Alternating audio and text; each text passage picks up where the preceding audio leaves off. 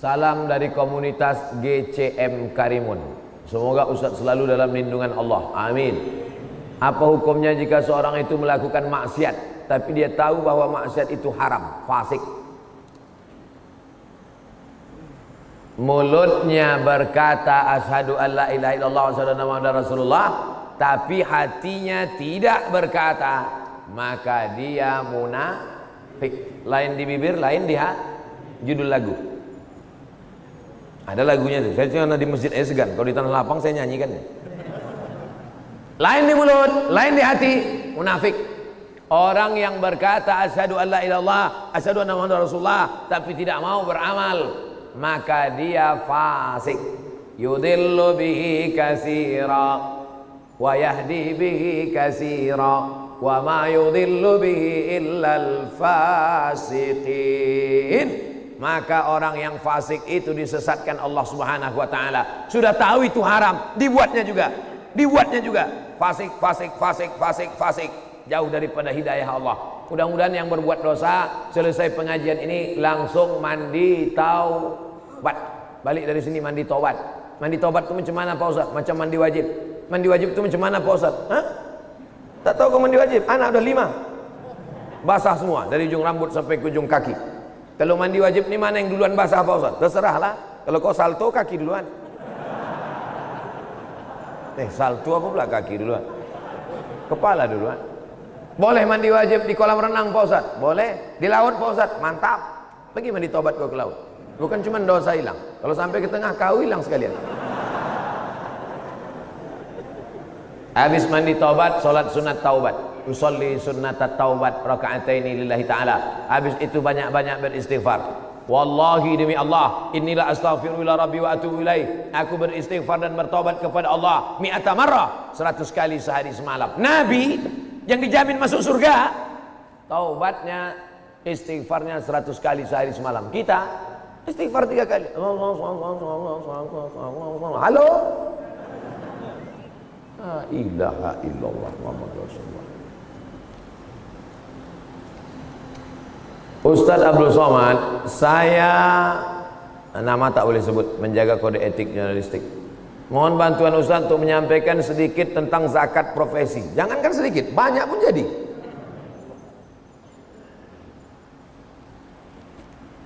Zakat yang paling tinggi pendapatannya selama saya berceramah, penduduknya 175.000. Penduduknya 175.000. Zakatnya 18 miliar. Banyak apa sedikit? 18 miliar tuh kalau kita belikan cincau. Oh, gembong kita. Berenang kita. Rakyatnya cuma 175.000. Tapi zakatnya 18 miliar. Namanya Kabupaten Baru, Sulawesi Selatan. Sulawesi Selatan. Sukunya Bugis, mayoritas Bugis, orang-orang kaya Bugis. 18 miliar zakat. Saya tanya Tuan Guru bagaimana bisa masyarakat ini disadarkan 18 miliar? Ada teladan. Jangan kita menyuruh orang bayar zakat tapi kita tak berzakat. Oh, yang paling pertama teladan ternyata. Setelah itu rakyat ini disadarkan, bayar zakat, tolong fakir miskin, anak yatim, keluarkan zakat. Gaji 2,5%. Profesor Dr. Muhammad Farid Wajdi dari Al-Azhar Mesir dari tahun 1971 sampai 1985. Pulang dari Al-Azhar, ketua Basnas. Nah ini. Yang paling banyak zakat ini dari PNS, dari guru, dari pegawai. Habis itu baru petani, nelayan, bisnismen membayar zakat. 85 gram emas.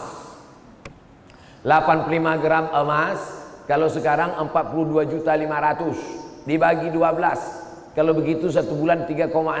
Siapa saja yang berpendapatan 3,6, maka kemudian dipotong 2,5%. Tapi Ustadz, kata Profesor Dr. Farid Wajdi yang alumni Azhar ini, Ustadz Somad, sehebat apapun kita menyampaikan zakat, kalau tidak ada motivasi dari pejabat, bupati, DPR, omong kosong, ceramah tak laku Pak Ustadz, bebuih mulut kita. Bayarlah zakat, naik ke atas mimbar, bayarlah zakat. Jamaah tidur. Tapi bupati tak perlu dia berteriak, pelan aja. Bayar zakat ya. Kalau kami tak mau Pak, siap-siaplah kalian. Dikit aja. Buat matre 6.000. Saya yang bertanda tangan di bawah ini pegawai. Pas cerita zakat tiba-tiba rusak nih. Ada sabotase nampaknya. Saya yang bertanda tangan di bawah ini pegawai kabupaten. Kalau saya tidak membayar zakat, maka saya siap dicampakkan ke pulau yang paling jauh dekat dataran Tiongkok. Tidak ada cara lain menyelamatkan umat ini kecuali dengan aturan. Awalnya keterpaksaan. Apa kata pepatah Melayu? Allah bisa karena biasa. Kalau sudah terbiasa dia bayar zakat, insya Allah kita selamatkan masyarakat ini. Bagaimana kalau kita kerja di Karimun, bayar zakatnya di luar Karimun? Tu'khazu min aghniyaihim wa turaddu ala fuqaraihim. Diambil dari orang kaya di negeri itu, diberikan kepada fakir miskin di negeri itu. Cari makan di Karimun, bayar zakat di kampung. Apa maksudnya ini bro? Pak Ustadz, di kampung saya banyak orang susah, pakai prosentase lah. 75% di Karimun, yang 25% di kampung halaman. Jangan kau bawa semua di kampung, habis itu kau cari makan di sini. Di sini ada fakir miskin. Makanya bayar zakat itu ke Basnas, Badan Amil Zakat Nasional, supaya diatur terus. Waktu saya sosialisasi di Kampar, Kabupaten Kampar Riau, bayarlah zakat ke Basnas. Datang satu bapak-bapak, Pak Ustadz, kalau saya bayar ke Basnas, tetangga saya tak dapat, keluarga saya tak dapat, orang kampung saya tak dapat, maka saya tak mau bayar ke Basnas.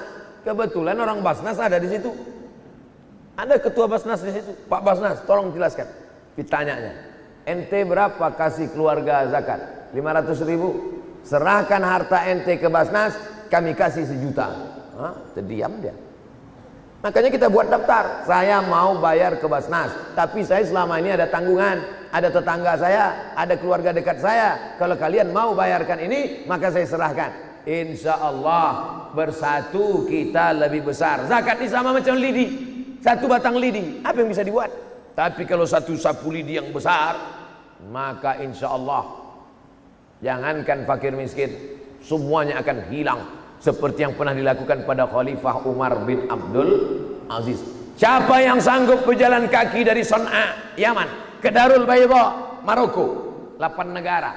Berjalan kaki dari Son'a, Yaman, ke Darul Bayda, Maghribi, dari Asia ke Afrika, takkan ada fakir miskin. Dengan apa? Dengan segenggam kekuasaan, Basnas ditopang dengan perda, peraturan daerah yang dibuat di PR, disupport oleh bupati, kepala daerah, alim ulama menebarkannya, men-share-nya melalui ceramah dan khutbah. Selamatlah negeri ini daripada kristenisasi, daripada rentenir, daripada riba. Kenapa? Tertolonglah dengan ekonomi umat dengan zakat. Apa hukumnya seorang ikhwan dan seorang akhwat saling chat dengan tujuan ta'aruf? Ta'aruf itu 4 orang. Ada laki-laki didampingi keluarga laki-laki, ada perempuan didampingi keluarga perempuan. Tak boleh berdua-duaan dengan tak mahram. Lalu kemudian ditanyanya, mau kau nikah sama dia? Ku tengok dulu mukanya ya Ustadz. Kemarin ku tengok waktu keluar dari masjid, waktu di Karimun itu putih, rupanya matahari belum terbit. Tak jadilah Pak Ustadz, batal. Pas dilihatnya cocok, sempurna,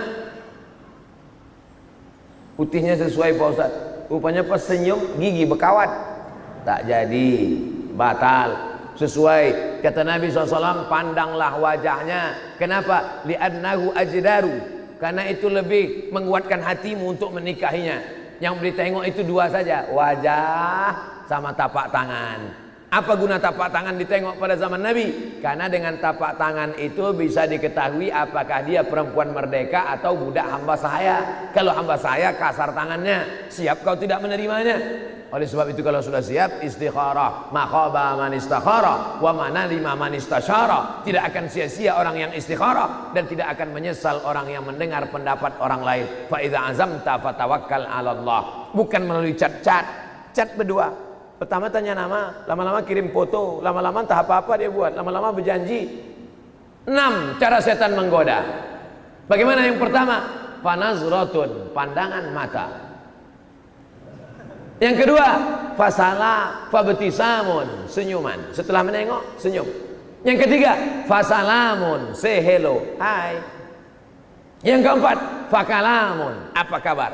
Yang kelima, famau'idun, janjian. Yang keenam, faliqaun, pertemuan. Kalau sudah bertemu tak ada mahram, terjadi apa yang terjadi.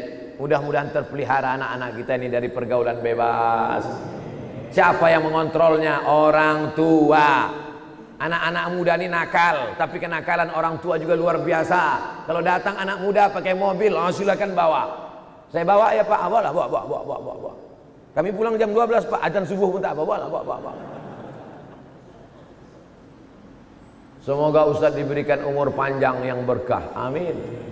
Saya mohon izin menyampaikan tausiah Ustadz melalui tulisan, terutama masalah zikir. Boleh ya Pak Ustadz? Mantap. Ceramah-ceramah ini kalau bisa anak-anak muda kalian tulis ulang balik. Habis itu kalian share.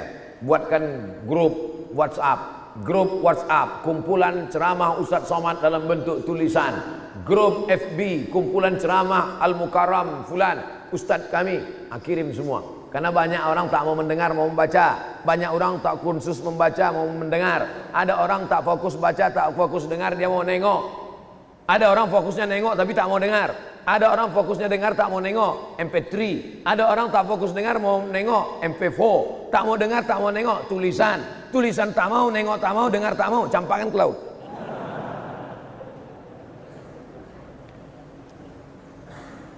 Saya simpan di deposito. Ada bunganya. Sedangkan bunganya tak boleh diambil. Jadi uang yang kita dapatkan itu sebagusnya kemana Pak Ustadz? Pertanyaan ini pernah ditanyakan kepada Syekh Yusuf Al-Qardawi. Diterjemahkan dalam buku namanya Fatawa Mu'asirah, fatwa-fatwa kontemporer. Menabung di bank konvensional.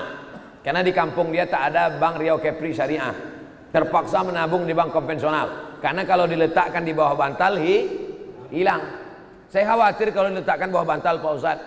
Kau khawatir pencuri? Tidak. Jadi siapa yang kau takut? Bini saya.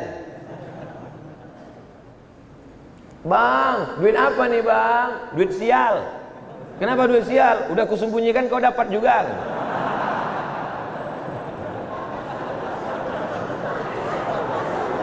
Jadi duit tadi terpaksalah diletakkannya di bank konvensional. Tentu ada bunganya. Apa hukum mengambil bunganya itu? Haram. Kalau begitu dicampakkan ke laut, tak boleh. Karena tak boleh membuang duit. Haram juga hukumnya. Jadi bagaimana caranya? Kata Syekh Yusuf Qardawi, dipakai untuk masalih ammah, kemaslahatan umum. Apa itu? Masjid, fakir miskin, anak yatim, panti jompo, pondok pesantren. Tapi ada juga pondok pesantren yang tak mau menerima duit ini karena kata dia subhat. Di antaranya pondok pesantren tahfiz Quran Buya Yahya. Itu dia kasih tahu, duit-duit yang dari bank jangan. Aku tak mau anak muridku ini gelap otaknya. Tak bisa menghafal Quran, gelap dia. Asal ditengoknya Quran tuh gelap aja. Gara-gara makan subhat, makan Arab. Ini kata Syekh Yusuf Qardawi. Saya Abdul Somad, fakir ilmu, tak ada ilmu. Saya hanya menyampaikan fatwa-fatwa ulama saja. Saya baca, saya sampaikan. Saya dengar, saya sampaikan. Yang baik datang dari Allah, yang buruk dari hamba Allah yang dhaif. Mudah-mudahan kaji kita subuh ini mendapat ridha Allah Subhanahu wa taala. Amin ya rabbal alamin. Ala hazihi niyyah wa kulli niyatin salihah. Al-Fatihah. A'udzubillahi minasyaitonir